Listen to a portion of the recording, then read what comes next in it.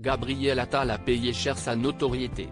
En plein mois de mars dernier, alors que la réforme des retraites portée par son gouvernement était rejetée par de nombreux Français, le ministre du Travail, Olivier Dussopt, avait fait son coming out dans les colonnes du magazine Têtu.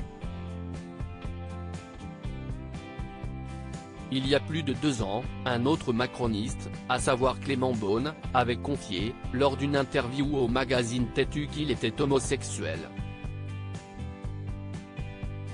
Et si ministre délégué chargé des Transports avait ouvertement osé parler de sa vie intime, cela n'a pas été le cas pour Gabriel Attal. Le nouveau ministre de l'Éducation avait en effet vu son homosexualité affichée au grand jour par l'avocat Juan Branco, qui était son ancien camarade de classe, dans le livre de ce dernier, intitulé Crépuscule. Celui qui est également activiste annonçait ainsi dans son ouvrage que l'homme politique de 34 ans était en couple avec Stéphane Séjourné, député européen, depuis plusieurs années. Supérieur à Gabriel Attal, Olivier Dussopt. Ces politiques ont parlé de leur homosexualité, une orientation sexuelle assumée, mais pas revendiquée. Interviewé par Closer en août 2019, Gabriel Attal assurait, en toute sérénité, que cela ne l'a pas empêché de dormir. Quand on était au collège, il animait déjà un Skyblog où il m'insultait.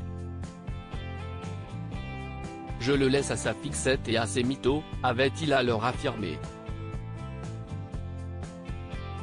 Néanmoins, cette révélation sur son orientation sexuelle a eu des répercussions sur son quotidien.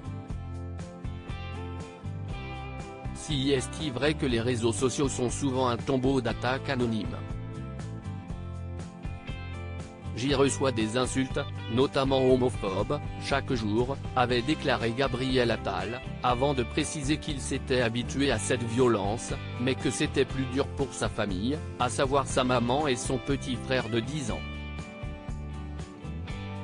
Même s'il assumait totalement son orientation sexuelle, l'homme politique n'était pas du tout prêt à poser avec son amoureux pour la presse People.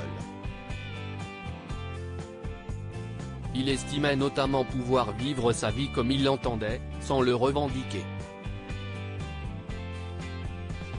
Article écrit en collaboration avec 6 médias Crédit Photo, Gilles Rollpool.